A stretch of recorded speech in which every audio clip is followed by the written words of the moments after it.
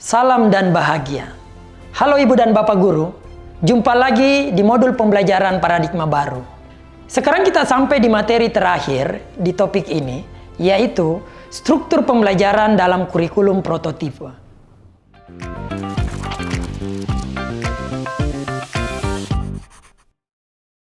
Ibu dan Bapak Guru, pembelajaran dengan paradigma baru merupakan upaya menumbuhkan pembelajar sepanjang hayat yang sesuai dengan profil pelajar Pancasila.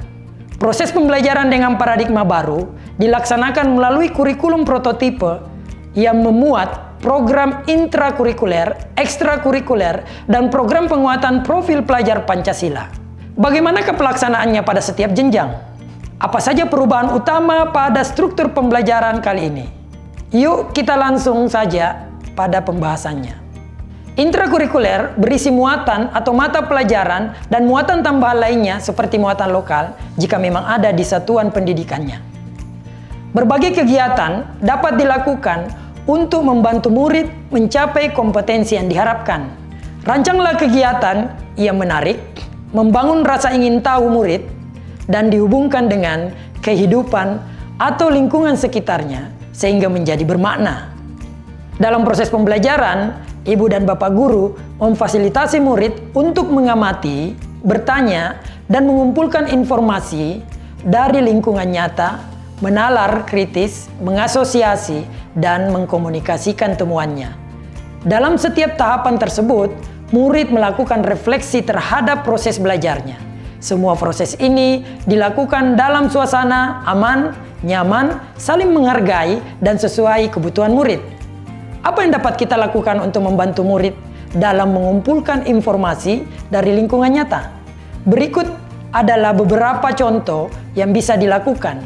Misalnya, memberikan kesempatan pada murid untuk ke halaman sekolah dan belajar tentang tanah pada pelajaran IPA, atau ke pasar untuk observasi dan mewawancarai pedagang dan pembeli saat belajar tentang proses jual beli pada pelajaran ekonomi. Wah, seru sekali ya. Lebih lanjut, Ibu dan Bapak dapat melihat beberapa perubahan utama pembelajaran di setiap jenjang pada kurikulum prototipe ini. Apa saja ya?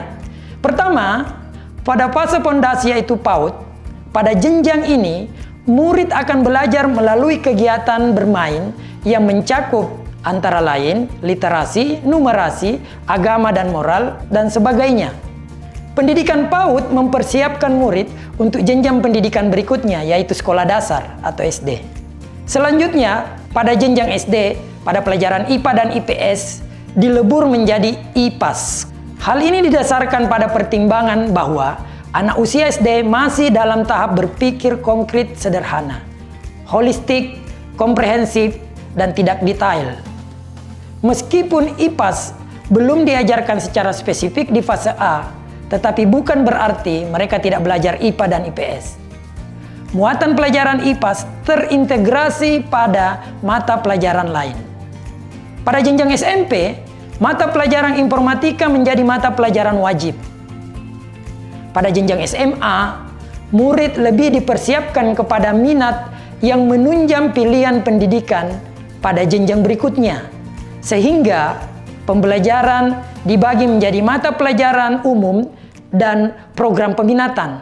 Program peminatan dimulai di kelas 11. Pada program peminatan di SMA, murid diperbolehkan mengambil beberapa mata pelajaran pilihan sesuai minat, bakat, dan aspirasinya. Meskipun pelajaran itu lintas jurusan. Dalam program peminatan, apabila sumber daya memungkinkan, sekolah juga dapat membuka kelas mata pelajaran baru. Misalnya, kelas bahasa Jerman, kelas tata boga, kelas budidaya kopi, dan lain-lain. Untuk jenjang SMK, sekolah dapat mengambil kelompok mata pelajaran vokasi dan prakarya yang berkolaborasi dengan masyarakat industri sekitar, sehingga pembelajaran disesuaikan dengan kebutuhan dunia kerja dan industri pada lingkungannya. Terakhir, untuk sekolah luar biasa atau SLB, penggunaan capaian pembelajaran akan berbeda-beda karena bergantung pada hasil analisis usia mental murid. Karena meskipun usia kronologisnya sama, tapi bisa saja usia mentalnya berbeda. Untuk kegiatan ekstrakurikuler, kegiatannya tetap diadakan pada pembelajaran dengan kurikulum prototipe. Pelaksanaannya dapat dikembangkan oleh satuan pendidikan sesuai dengan kapasitas dan minat karakteristik murid. Selanjutnya, mari kita bahas mengenai pembelajaran proyek. Program ini merupakan pembelajaran berbasis proyek yang ditujukan untuk penguatan profil pelajar Pancasila melalui tema yang telah ditetapkan, yaitu gaya hidup berkelanjutan, kearifan lokal, Bhinneka Tunggal Ika, bangunlah jiwa dan raganya, suara demokrasi, berrekayasa dan berteknologi untuk membangun NKRI, kewirausahaan. Dalam pelaksanaannya, kegiatan ini mempunyai alokasi waktu sendiri dan tidak terikat dengan mata pelajaran apapun. Asesmen yang dilakukan pun berfokus pada keenam dimensi profil pelajar Pancasila.